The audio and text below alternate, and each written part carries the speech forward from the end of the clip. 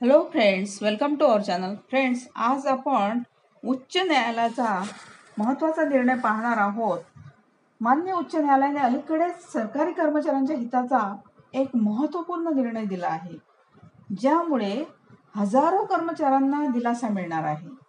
आता माननीय न्यायालयाने स्पष्ट केले आहे की रजा रोखीकरण मीन्स लिव्ह इनकॅशमेंट हा कर्मचाऱ्यांचा मूलभूत अधिकार आहे आणि कोणत्याही वैध कायदेशीर तरतुदीशिवाय त्यांना या अधिकारापासून वंचित ठेवता येणार नाही. आता हे जे प्रकरण आहे, विदर्भ कोकण ग्रामीण बँकेतील 2 सेवानिवृत्त कर्मचाऱ्यांनी न्यायालयात दाखल केलेल्या याचिकेनंतर हा निर्णय आला आहे.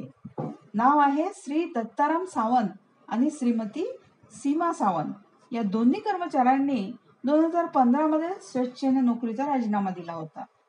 आता श्री दत्ताराम सावंत 1984 पासून सहाय्यक व्यवस्थापक म्हणून कार्यरत होते, तर श्रीमती सीमा सावंत याच वर्षापासून रोखपाल म्हणून काम करत होत्या.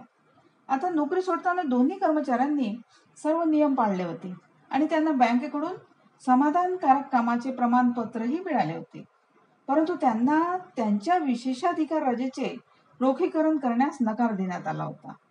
याविरुद्ध त्यांनी माननीय उच्च न्यायालयात धाव घेतली, जिथे न्यायालयाने त्यांच्या बाजूने निकाल दिला. आता महत्त्वाचा निर्णय असा दिला, माननीय उच्च न्यायालयाने अत्यंत स्पष्ट शब्दात नमूद केले की वैधानिक तरतुदींशिवाय कोणत्याही कर्मचाऱ्याला रोख रजा घेण्याच्या अधिकारांपासून वंचित ठेवता येणार नाही. माननीय न्यायालयाने पुढे म्हटले की लिव्ह इनकॅशमेंट हा प्रत्यक्षात कर्मचाऱ्यांचा हक्क आहे, कारण कामगाराने ती रजा स्वतःच्या कामातून कमावलेली असते. माननीय न्यायालयाने आपल्या निर्णयात असेही म्हटले आहे की विशेषाधिकार प्राप्त रजा नियोक्त्याला विकणे आणि त्या बदल्यात पैसे मिळवणे हा कर्मचाऱ्याचा अधिकार आहे. कोणतीही संस्था किंवा नियोक्ता कोणत्याही वैध कायदेशीर अधिकाराशिवाय हा अधिकार नाकारू शकत नाही. तर हा होता माननीय हायकोर्टाचा महत्त्वाचा निर्णय. थँक्यू.